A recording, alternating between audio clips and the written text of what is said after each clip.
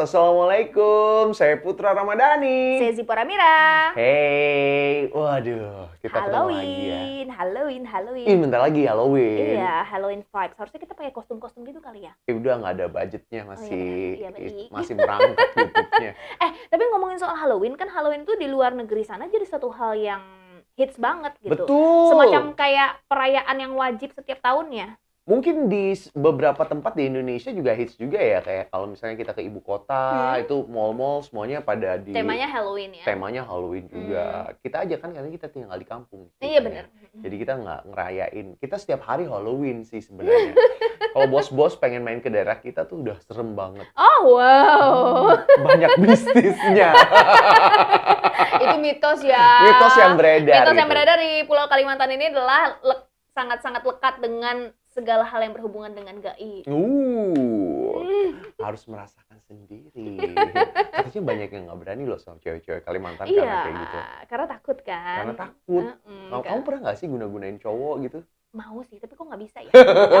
Aku mau nyari ilmunya kemana gitu loh. Mau sih, sebenarnya itu menarik loh. Iya kan, menarik kan. Bener. Tapi kan kita nggak ngomongin itu. Kita ngomongin soal hantu-hantu yang lain, bukan ngomongin guna-guna. Nanti kayaknya seru deh kalau kita ngomongin guna-guna. Iya, sekali-sekali boleh tuh diangkat. Guna-guna khas Kalimantan. Tuh.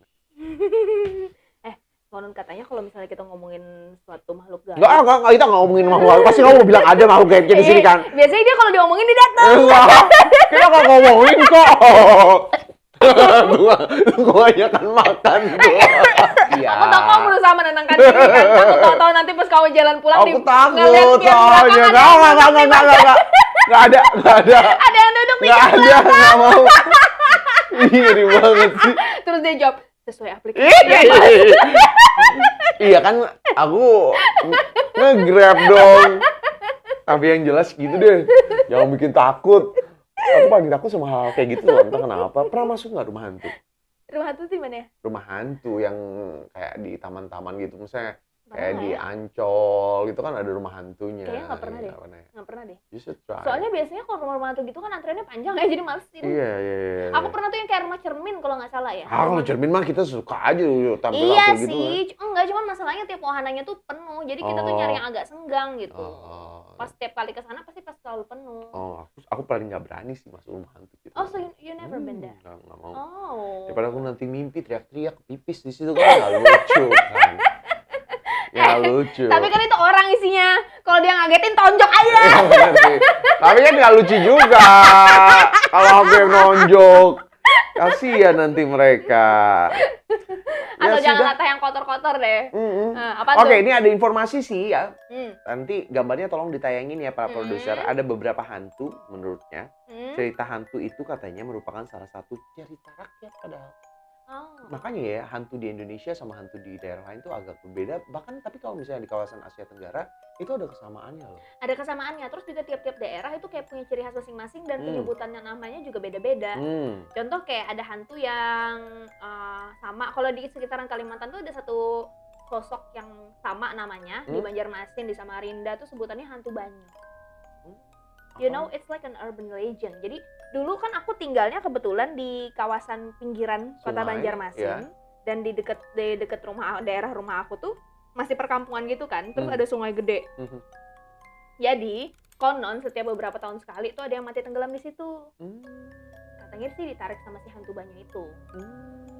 Tuh, dan selalu memakan korban, like beberapa tahun sekali lah. Soalnya dulu pernah tuh sekali kejadian tuh kakak kelas aku yang meninggal. Iya. Bukan kakak kelas langsung ya. Maksudnya kita di satu sekolah yang sama. Aku masih kelas berapa, dia udah di atas aku berapa tahun gitu. Ditemukan mayatnya? Ditemukan, tapi sudah berapa hari dan sudah membengkak gitu lah. Wow. Padahal katanya dia juga berenang. Jago berenang. Iya, jago berenang. Kan itu karena memang pinggiran sungai gede kan, dan perkampungan. Jadi otomatis kan setiap sore tuh kayak ibu-ibu, terus juga kayak anak-anaknya tuh pada mainnya di sungai, dan itu biasa aja. Aku juga dulu sering kok naik apa sih, jukung. Oh, wow. Seberang, iya, serius. Seharusnya kamu jadi atlet dong. Harusnya berotot tangannya ya. Atlet itu apa sih? Aku nggak bisa berenang. Dayung. Oh, kamu nggak bisa berenang sampai sekarang? Nggak bisa. Untung bukan kamu yang tenggelam ya. Iya. Belum jaga. Masih panjang umur berarti Iya. saya. Tapi ngomong-ngomong soal cerita-cerita urban legend kayak gitu kan karena kita tinggalan di pinggiran sungai nih. Iya, jadi paling... buat bos-bos yang tahu banyak juga tuh cerita-cerita yang sama seperti buaya. Iya, hantu. Ya, katanya ada buaya putih. Iya, buaya putih, kuning dan sebagainya. Dan itu yang benar-benar jadi urban legend di Kalimantan gitu kan. Apalagi Kalimantan yang pesisir ya kayak kita ya. Yang di Banjarmasin, Samarinda itu pasti adalah buayanya. Dan ini cerita dulu tuh kita masih panjang nggak waktunya? Masih ya, ada satu cerita lagi nih ya. Boleh. Mumpung kita Halloween temanya. Jadi dulu itu ada dukun beranak. Kan nggak semuanya harus rumah sakit. Ya, zaman dulu kan mungkin fasilitas kesehatan tidak selengkap dan semodern sekarang. Betul. Jadi ada bidan, dukun beranak gitu ya. Untuk malam-malam dipanggil semua. Tapi sebelum cerita ini dia itu punya keluarga kalau nggak salah, keluarganya itu sempat hilang, gitu ya, hilang nggak tahu kemana, gitu loh. Terus ya sudah lah karena dihilang di anggapan mereka itu keluarga yang hilang itu kecebur karena masih kecil. Dianggapnya sudah direlakan, diikhlaskan lah ya. Gitu. Habis itu beberapa selang waktu, nah si ibu dukun ini dipanggil sama orang, karena kan dulu untuk komunikasi antar satu tempat ke tempat lain di daerah kita ini pakai sungai. Iya, benar. Jadi dipanggil lah karena suatu ketolong untuk bisa membantu proses kelahiran. Oke, boleh katanya. Dengan masuklah dia ke perahu kecil atau jukung ya namanya di sini. Itu perahu kayu atau sampan ya? Sampan ya gitu. Masuklah dengan hanya beberapa kali kayu gitu ya, dia juga kayak udah lihat kanan kiri gitu kan. Ini dia tidak mengenali tempat ini, sampailah dia di satu tempat yang besar, rumahnya itu besar, bagus gitu loh. Dan ayo cepet Bu untuk membantu kelahiran. Ya udah dibantulah kelahirannya gitu kan, kelahiran biasa. Tapi katanya entah beberapa waktu kok merasa aneh gitu loh, karena orang-orangnya yang ada di rumah itu jalannya kayak sedikit jinjit gitu. Jadi dia tuh kayak apa? Nah, mungkin dari situ dia mulai merasa ini ada yang aneh nih, karena jalannya agak sedikit berbeda dari manusia biasa.